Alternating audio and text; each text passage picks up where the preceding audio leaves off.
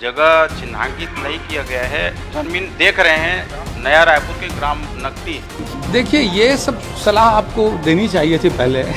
जो भी लोग मेरे से बातचीत के बाद भी जो सर्वश्रेष्ठ व्यवस्था हो सकती थी उसको सरकार ने किया। जिन लोगों ने तोड़फोड़ की है, माफ करने लायक नहीं है। उन लोगों के खिलाफ में कड़ी से कड़ी कार्रवाई होनी चाहिए। गरीब लोगों को ये थोड़ी पता है कि बृजमोहन अग्रवाल जी और विष्णु देसाई में बिल्कुल नहीं बनती। वो तो सांसद है करके चल दी, गलती भी हो गई। और नकटी वालों के साथ में मैं पहले भी था, आज भी हूँ और कल भी रहूँ। वो बृजमोहन के यहाँ नहीं जाते, ओपी चौधरी के यहाँ चल देते तो शायद उनका मकान नहीं टूटता। बृजमोहन के यहाँ चल दिया, उन्होंने कहा नहीं टूटना, तुरंत तोड़वा दिए। अभी भी सरकार उनकी चिंता करेगी, विस्थापन की व्यवस्था होगी, किसी को चिंता करने की जरूरत नहीं। मैंने सरकार से आग्रह किया है कि उनका व्यवस्थापन करके, उनकी उचित व्यवस्था करके। रायपुर एयरपोर्ट से महज 1 से 1.5 किलोमीटर दूर बसा नकटी गांव अब सिर्फ मलबे का ढेर है। 29 जून को दर्जनों बुलडोजर, हजारों पुलिसकर्मी और प्रशासनिक अमला इस गांव में उतरा और शाम होते होते दशकों से बसे परिवारों के आसियाने जमींदोज कर दिए गए। सरकारी कागजों में इसे अतिक्रमण हटाओ अभियान कहा गया, लेकिन जिस जमीन को खाली कराया गया वहां अब विधायकों और सांसदों के लिए बंगले बनने हैं। सवाल यह है कि इस पूरे फैसले में सिर्फ प्रशासन की भूमिका थी या विधायक, मंत्री और मुख्यमंत्री तक सत्ता के हर स्तर की सहमति और भागीदारी इसमें शामिल थी। विधानसभा की कार्यवाही, मंत्रियों के बयान, सांसद की चिट्ठी और मौके पर हुई कार्रवाई को जोड़कर देखें तो एक ऐसी तस्वीर उभरती है जिसमें कई किरदार अपनी अपनी भूमिका निभाते नजर आते हैं। यही तस्वीर हम कड़ी दर कड़ी आपके सामने रखने जा रहे हैं।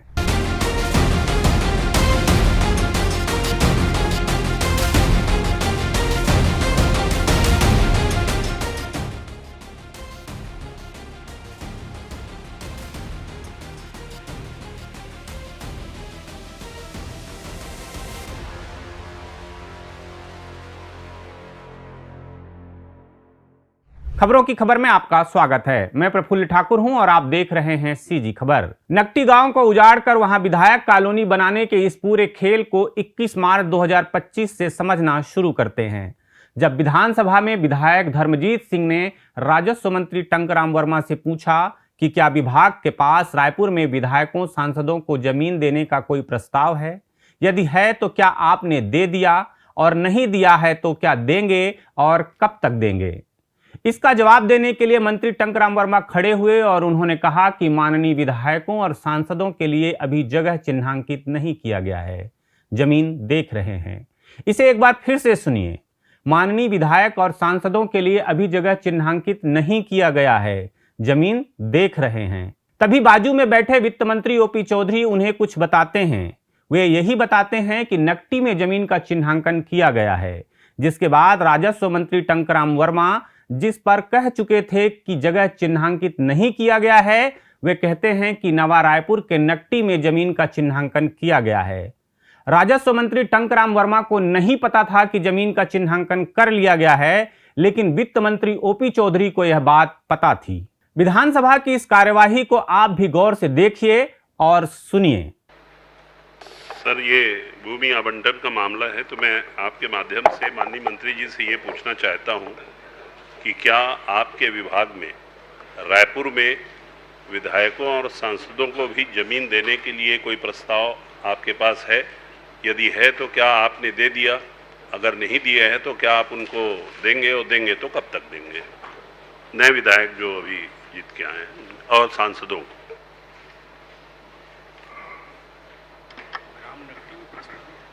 माननीय अध्यक्ष महोदय, माननीय विधायकों और सांसदों के लिए अभी जगह चिन्हांकित नहीं किया गया है। जमीन देख रहे हैं नया रायपुर के ग्राम नकटी, वहाँ पे देख रहे हैं, प्रक्रियाधीन है, अभी अंतिम निर्णय नहीं हुआ है। यह घटनाक्रम बताता है कि जिस जानकारी से राजस्व मंत्री खुद अनजान थे, वह वित्त मंत्री को पहले से मालूम थी। इसी आधार पर यह सवाल उठता है कि नकटी को लेकर पर्दे के पीछे असली रणनीति किसने बनाई। ओपी चौधरी लंबे समय तक रायपुर के कलेक्टर रह चुके हैं और उन्हें जिले की जमीनों की बारीक जानकारी है। इसी वजह से कई लोग उन्हें इस पूरे प्रकरण की योजना से जोड़कर देखते हैं, यहां तक कि उन्हें ही इस पूरे मामले में केंद्रीय भूमिका में रखा जा रहा है। पूरे प्रकरण में ओपी चौधरी की भूमिका को लेकर संदेह तब और गहरा हो जाता है जब एक कथित ऑडियो वायरल होता है। इस वायरल ऑडियो को अटल नगर मंडल अध्यक्ष प्रमोद दुबे और ओपी चौधरी के बीच बातचीत का बताया जा रहा है। इस ऑडियो में ओपी चौधरी मंडल अध्यक्ष प्रमोद दुबे से पीए बनकर बात करते हैं। हम इस कथित ऑडियो की पुष्टि नहीं करते, लेकिन ऑडियो का खंडन वित्त मंत्री ओपी चौधरी ने भी नहीं किया है। हेलो हाँ जी, सर, प्रणाम। प्रणाम जी। सर, प्रमोद दुबे बोल रहा हूँ, अटल नगर मंडल उपाध्यक्ष। अच्छा जी। सर, मैं एक निवेदन भी है और थोड़ा यार सा। सर तो सो गए हैं भाई। तो आप कौन बोल रहे हैं? मैं पीए बोल रहा हूँ। हरी, आपके यहाँ तो एक भैया है, वो भी फोन नहीं उठाते हैं। नहीं बताओ, कोई विषय है तो बताओ। विषय यही है कि हमारे नया रायपुर में जितने गरीब लोगों का मकान है टूट रहा है, अच्छा, उनके प्लानिंग मतलब पहले उनको सुविधा दिया जाए, उसके बाद तोड़िए ना, हम लोग खुद हटवाएंगे। मैं सुबह में तुरंत बता दूंगा जी, भैया मिलवा दूंगा सर से, है ना।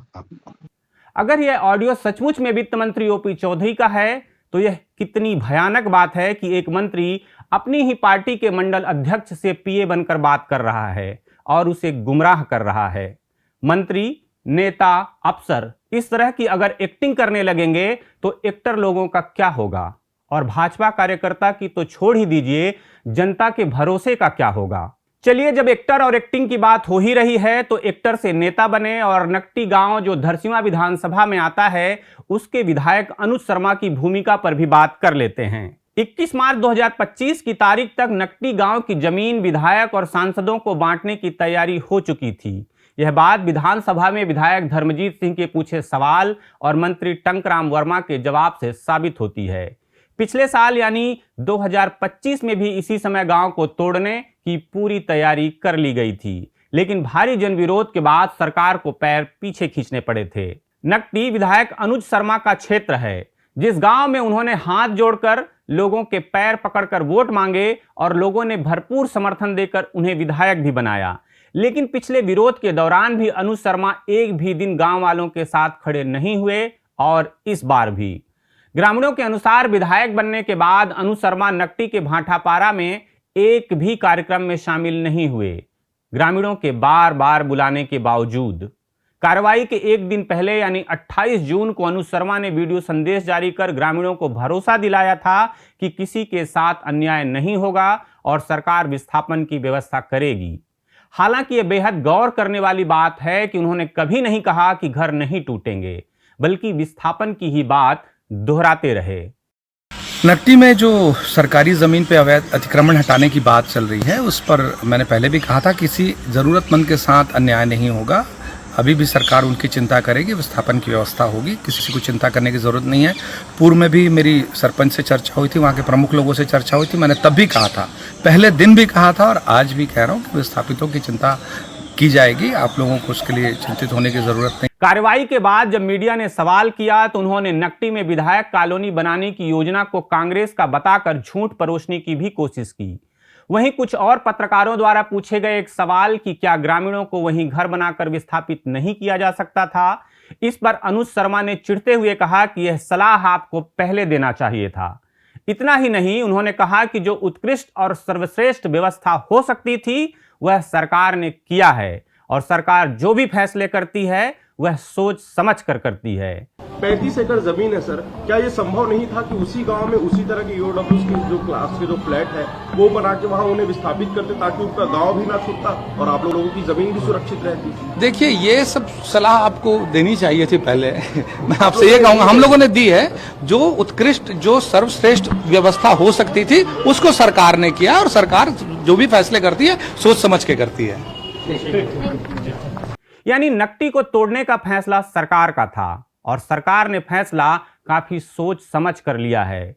यह बात हम नहीं, विधायक अनुज शर्मा ने खुद बड़ी जिम्मेदारी के साथ कही है और यही बात हम आपको बता रहे हैं कि नकटी को जमींदोज करने में पूरी सरकार लगी हुई थी और यह फैसला किसी एक व्यक्ति का नहीं बल्कि सरकार का है, जिसमें अधिकारी, विधायक, मंत्री और मुख्यमंत्री सब शामिल हैं। इस पूरे मामले में मुख्यमंत्री विष्णुदेव साय की भूमिका पर थोड़ी देर बाद बात करेंगे, लेकिन पहले एक और महत्वपूर्ण कड़ी पर बात कर लेते हैं।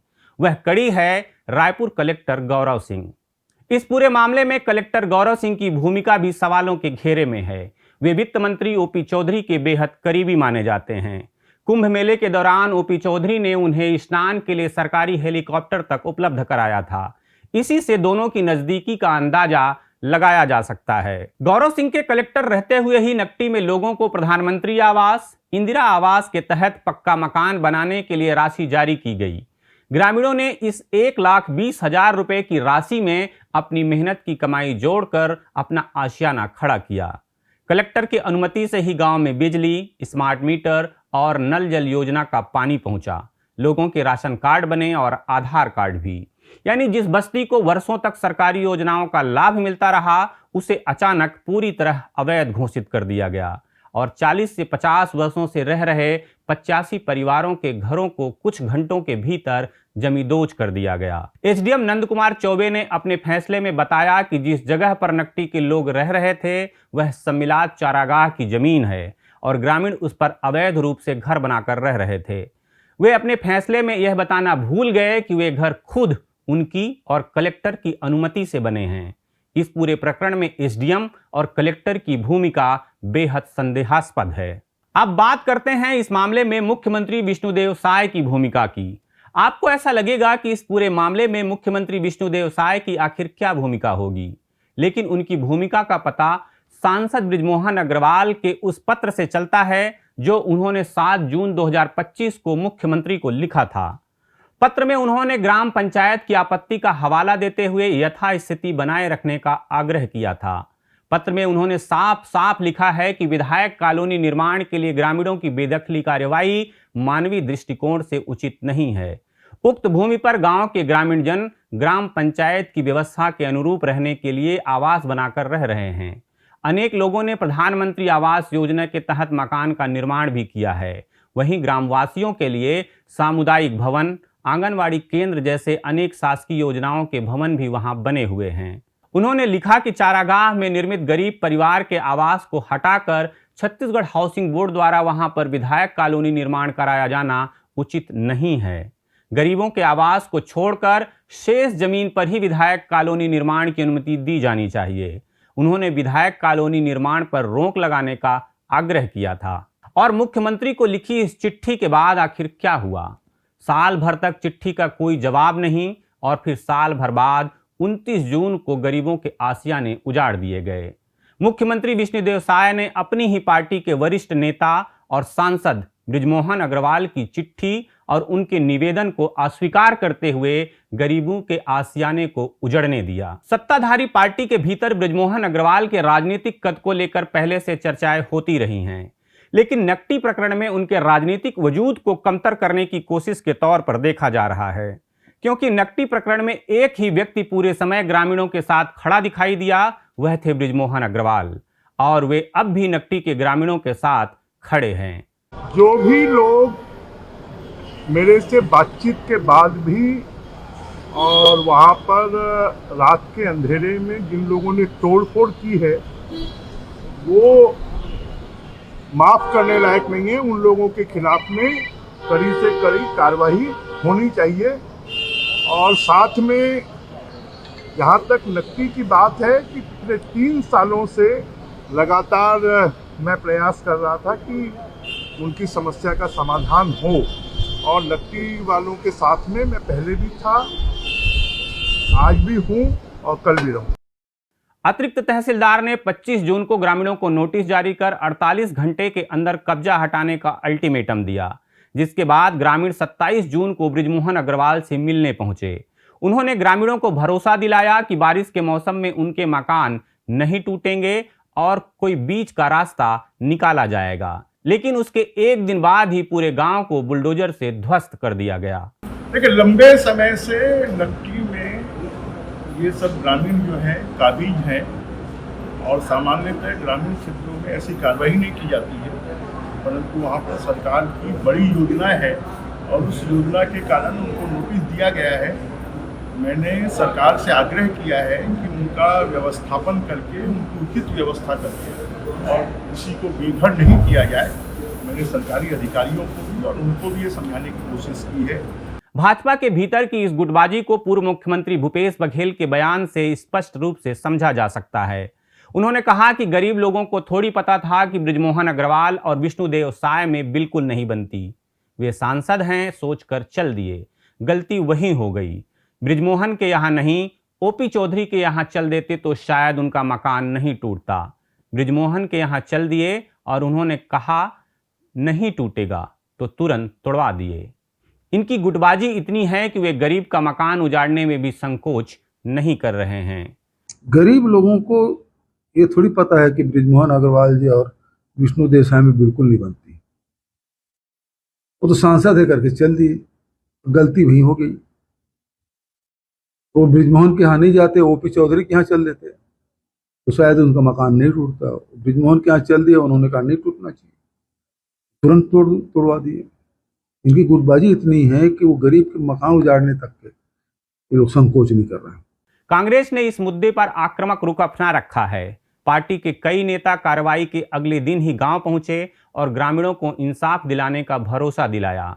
साथ ही कांग्रेस के 4 विधायक जनक राम ध्रुव, विद्यावती कुंज बिहारी सिदार, कविता प्राण लहरे और विधायक चातुरी नंद ने मुख्यमंत्री को पत्र लिखकर मांग की है कि विधायक कॉलोनी नकटी की बजाय नवा रायपुर के किसी अन्य हिस्से में बनाई जाए, जहां पहले से हजारों एकड़ जमीन खाली पड़ी है। छत्तीसगढ़ बचाओ आंदोलन से जुड़े सामाजिक कार्यकर्ता आलोक शुक्ला ने भी सवाल उठाया है कि जब नवा रायपुर बसाने के लिए पहले ही कई गांव उजाड़े जा चुके हैं और वहां सैकड़ों हेक्टेयर जमीन खाली है, तो फिर गरीबों की बस्ती उजाड़ कर वहीं कॉलोनी बनाने की जिद क्यों की गई। उनका कहना है कि जिस जमीन पर गांव बसा था वह सम्मिलात चारागाह की भूमि है, जिस पर ग्रामीणों का पारंपरिक इस्तेमाल का अधिकार माना जाता रहा है और बेहतर तरीका यह होता कि पहले ग्रामीणों को उसी जमीन के एक हिस्से में बसाकर बाकी जमीन पर कॉलोनी बनाई जाती। उन्होंने मांग की है कि सरकार ग्रामीणों को उसी जगह पर आवास बना कर दे। देखिए, यह कार्रवाई न सिर्फ गरीब विरोधी है बल्कि गैर कानूनी भी है।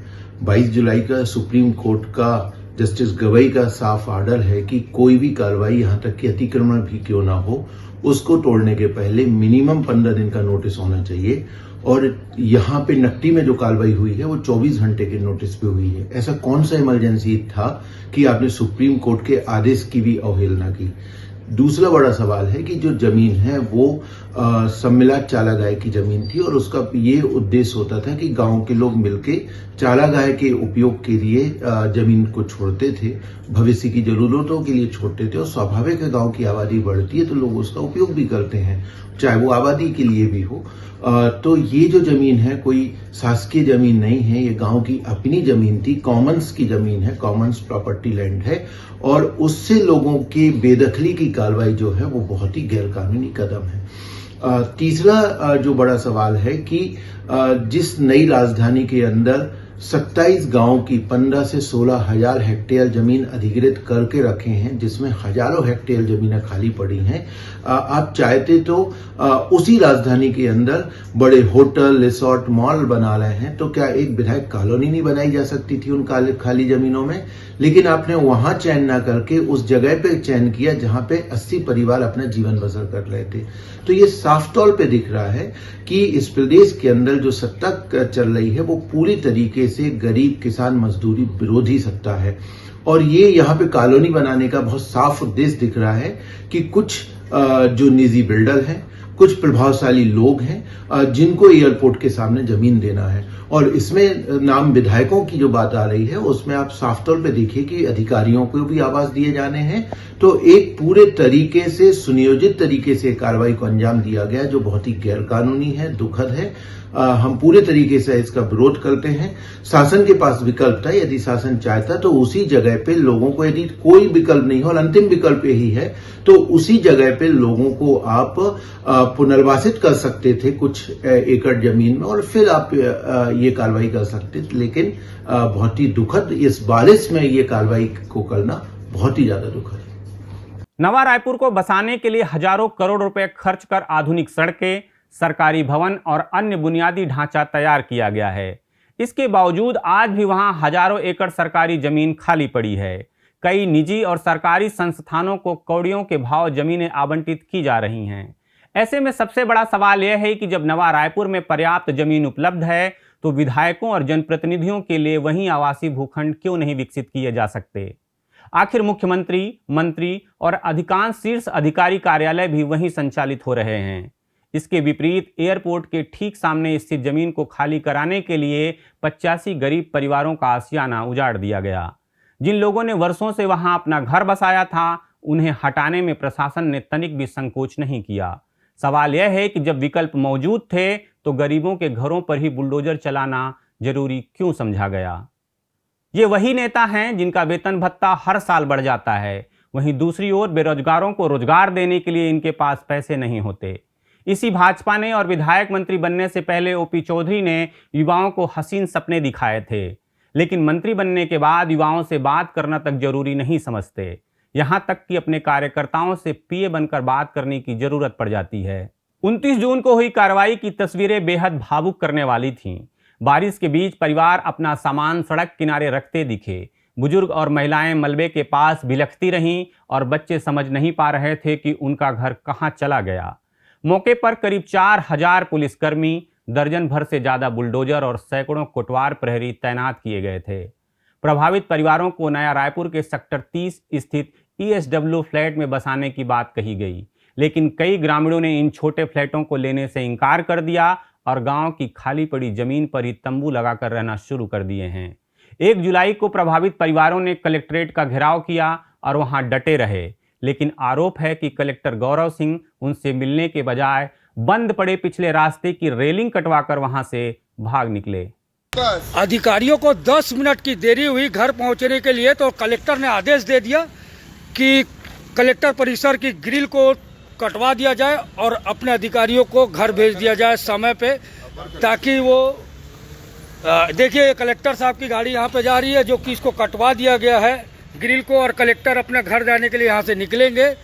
नकटी गांव की कहानी अब सिर्फ एक बस्ती उजड़ने की कहानी नहीं रह गई है। यह इस बात की भी कहानी है कि विकास और सत्ता की जरूरतों के बीच आम आदमी की जमीन, उसका घर और उसका भरोसा किस तरह सबसे पहले दांव पर लगता है।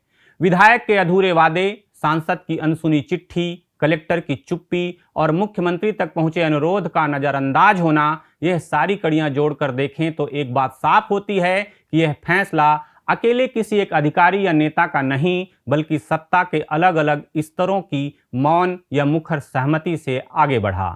विधायक से लेकर मंत्री और सांसद से लेकर मुख्यमंत्री तक हर किसी के पास मौका था कि वह इस फैसले को रोक सके या टाल सके, लेकिन किसी ने भी अपनी बात पर आखिर तक कायम रहने की जिम्मेदारी नहीं निभाई। सवाल अब यह नहीं रह गया है कि इस पूरे मामले में सबसे ज्यादा जिम्मेदार कौन है, बल्कि यह है कि 85 परिवारों के फिर से सिर पर छत होने में अभी और कितना वक्त लगेगा, और क्या भविष्य में विकास की कीमत हमेशा गरीबों को ही चुकानी पड़ेगी। आपका इस पूरे मामले को लेकर क्या सोचना है, कमेंट बॉक्स में जरूर बताइएगा। अगर आपने हमारे चैनल को अभी तक सब्सक्राइब नहीं किया है तो कर लीजिए। खबरों को लाइक और शेयर भी कीजिएगा। खबरों की खबर में फिर किसी खबर पर होगी बात। नमस्कार।